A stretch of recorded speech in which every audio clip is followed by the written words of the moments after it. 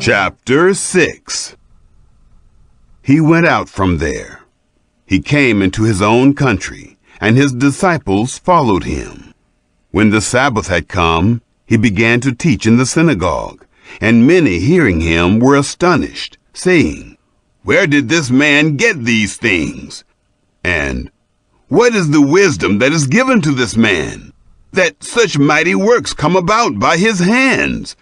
Isn't this the carpenter, the son of Mary, and brother of James, Joseph, Judah, and Simon? Aren't his sisters here with us?" They were offended at him. Jesus said to them, "A prophet is not without honor, except in his own country, and among his own relatives, and in his own house." He could do no mighty work there, except that he laid his hands on a few sick people and healed them. He marveled because of their unbelief. He went around the villages teaching. He called to himself the 12 and began to send them out 2 by 2, and he gave them authority over the unclean spirits. He commanded them that they should take nothing for their journey, except a staff only, no bread, no wallet, no money in their purse, but to wear sandals and not put on 2 tunics. He said to them, "Wherever you enter into a house, stay there until you depart from there. Whoever will not receive you nor hear you, as you depart from there, shake off the dust that is under your feet for a testimony against them. Assuredly, I tell you, it will be more tolerable for Sodom and Gomorrah in the day of judgment than for that city." They went out and preached that people should repent. They cast out many demons and anointed many with oil who were sick and healed them. King Herod heard this, for his name had become known, and he said, "John the Baptizer has risen from the dead, and therefore these powers are at work in him." But others said, "He is Elijah." Others said, "He is a prophet, or like one of the prophets." But Herod, when he heard this, said, "This is John, whom I beheaded.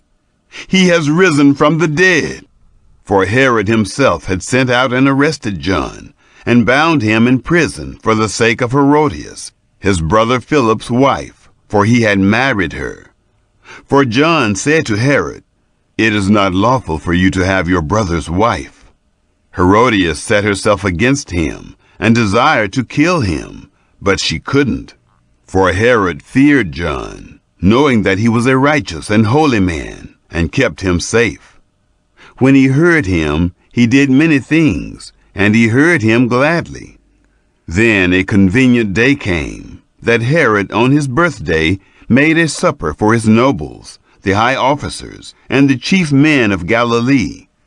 When the daughter of Herodias herself came in and danced, she pleased Herod and those sitting with him.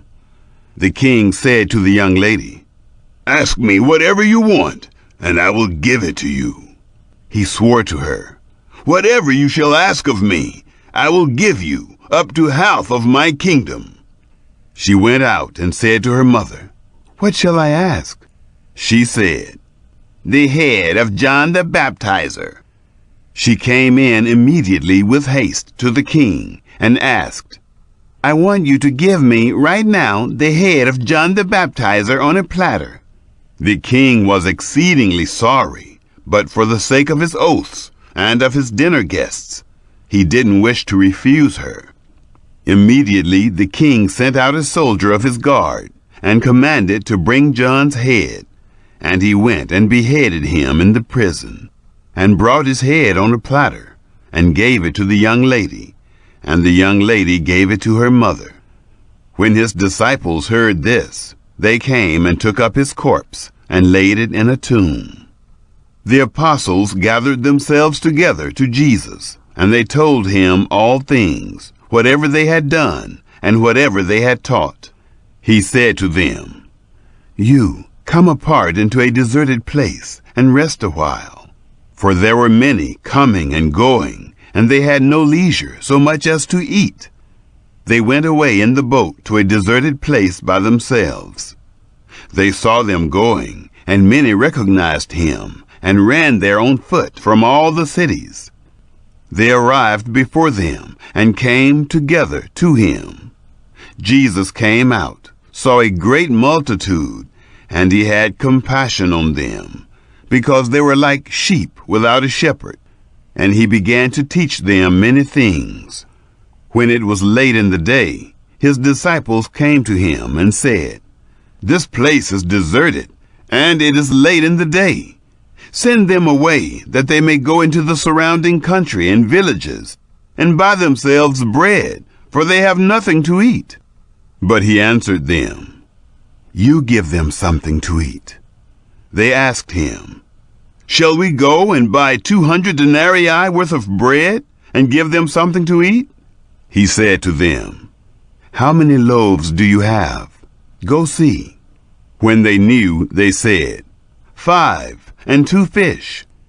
He commanded them that everyone should sit down in groups on the green grass. They sat down in ranks, by hundreds and by 50s. He took the 5 loaves and the 2 fish, and, looking up to heaven, he blessed and broke the loaves, and he gave to his disciples to set before them. And he divided the 2 fish among them all. They all ate and were filled. They took up 12 baskets full of broken pieces, and also of the fish. Those who ate the loaves were 5,000 men. Immediately he made his disciples get into the boat, and to go ahead to the other side, to Bethsaida, while he himself sent the multitude away. After he had taken leave of them, he went up the mountain to pray. When evening had come, the boat was in the middle of the sea, and he was alone on the land. Seeing them distressed in rowing, for the wind was contrary to them, about the 4th watch of the night he came to them, walking on the sea. And he would have passed by them, but they, when they saw him walking on the sea, supposed that it was a ghost, and cried out, for they all saw him, and were troubled. But he immediately spoke with them, and said to them, "Cheer up, it is I. Don't be afraid."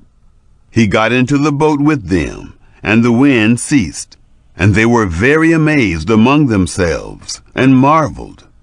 For they hadn't understood about the loaves, but their hearts were hardened. When they had crossed over, they came to the land at Gennesaret, and moored to the shore.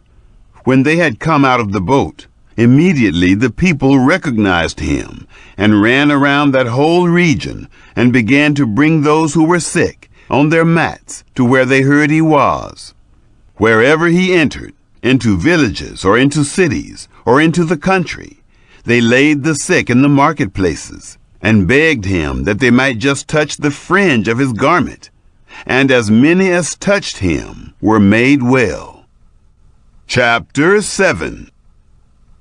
Then the Pharisees and some of the scribes gathered together to him, having come from Jerusalem. Now when they saw some of his disciples eating bread with defiled, that is, unwashed hands, they found fault. For the Pharisees and all the Jews don't eat unless they wash their hands and forearms, holding to the tradition of the elders. They don't eat when they come from the marketplace unless they bathe themselves. And there are many other things which they have received to hold to, washings of cups, pitchers, bronze vessels, and couches. The Pharisees and the scribes asked him, "Why don't your disciples walk according to the tradition of the elders, but eat their bread with unwashed hands?"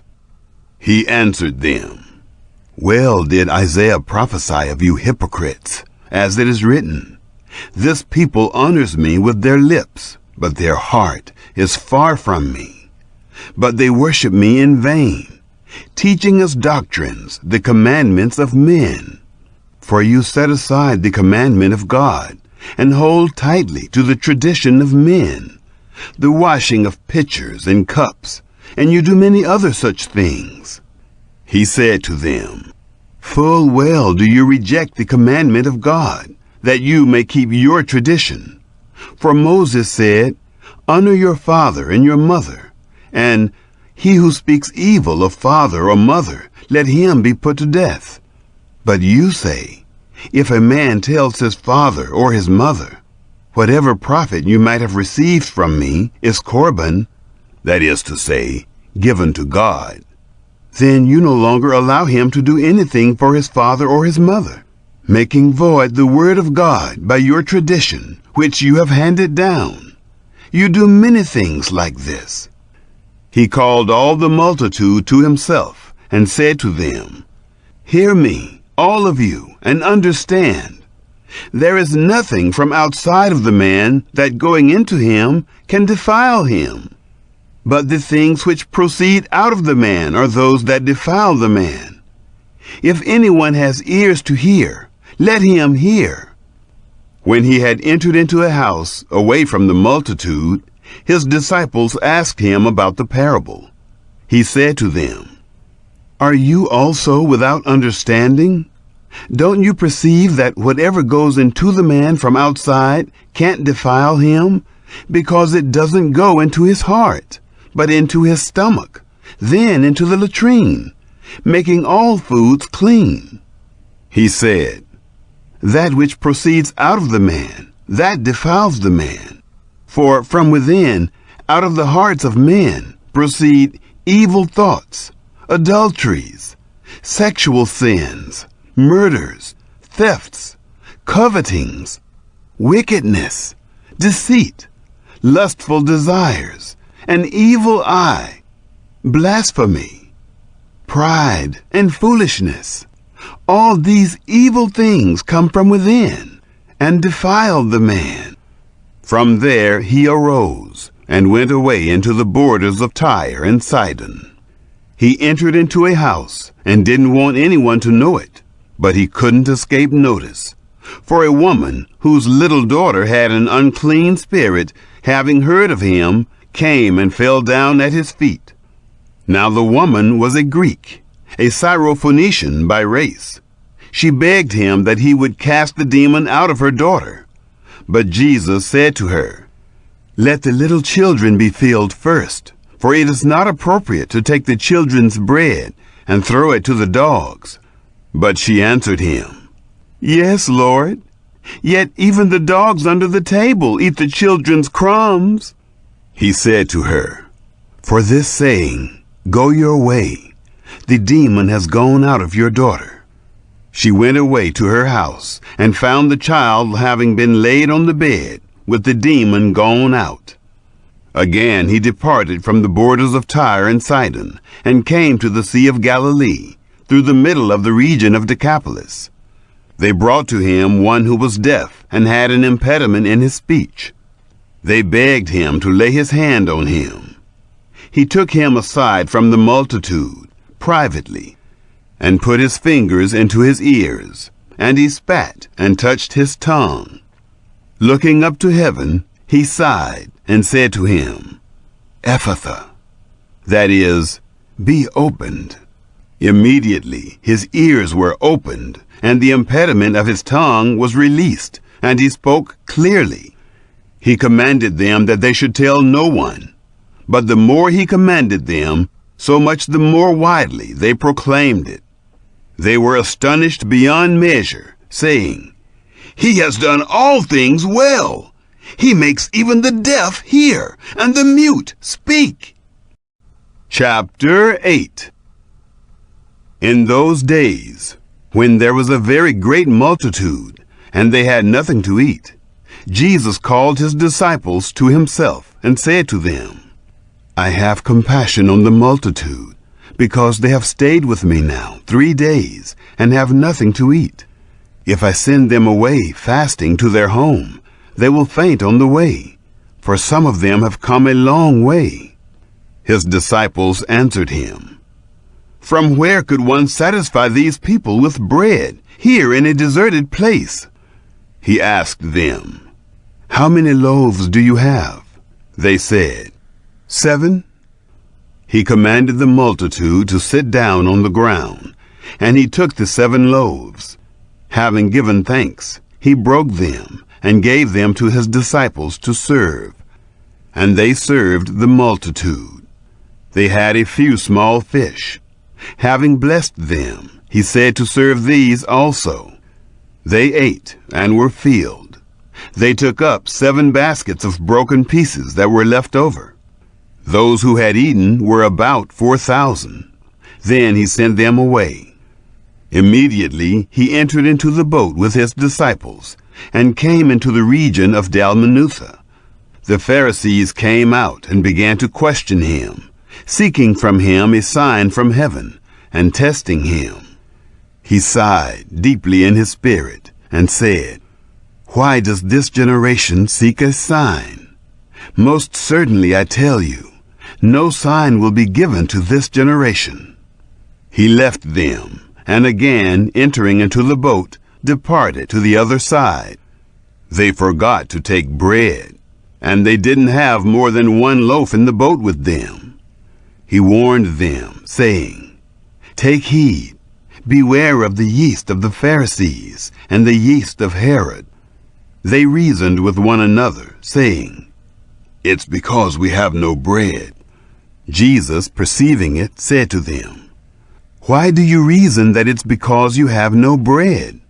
Don't you perceive yet, neither understand? Is your heart still hardened? Having eyes, don't you see? Having ears, don't you hear? Don't you remember? When I broke the 5 loaves among the 5,000, how many basketfuls of broken pieces did you take up?" They told him, 12. When the 7 loaves fed the 4,000, how many basketfuls of broken pieces did you take up? They told him, 7. He asked them, "Don't you understand yet?" He came to Bethsaida. They brought a blind man to him and begged him to touch him. He took hold of the blind man by the hand and brought him out of the village. When he had spat on his eyes and laid his hands on him, he asked him if he saw anything. He looked up and said, "I see men, for I see them like trees walking." Then again he laid his hands on his eyes. He looked intently and was restored, and saw everyone clearly. He sent him away to his house, saying, "Don't enter into the village, nor tell anyone in the village." Jesus went out with his disciples into the villages of Caesarea Philippi. On the way he asked his disciples, "Who do men say that I am?" They told him, "John the Baptizer, and others say Elijah, but others one of the prophets." He said to them, "But who do you say that I am?" Peter answered, "You are the Christ." He commanded them that they should tell no one about him. He began to teach them that the Son of Man must suffer many things, and be rejected by the elders, the chief priests, and the scribes, and be killed, and after 3 days rise again. He spoke to them openly. Peter took him and began to rebuke him. But he, turning around and seeing his disciples, rebuked Peter and said, "Get behind me, Satan, for you have in mind not the things of God, but the things of men." He called the multitude to himself with his disciples, and said to them, "Whoever wants to come after me, let him deny himself, and take up his cross, and follow me. For whoever wants to save his life will lose it, and whoever will lose his life for my sake and the sake of the good news will save it. For what does it profit a man to gain the whole world and forfeit his life? For what will a man give in exchange for his life? For whoever will be ashamed of me and of my words in this adulterous and sinful generation, the Son of Man also will be ashamed of him when he comes in his Father's glory with the holy angels."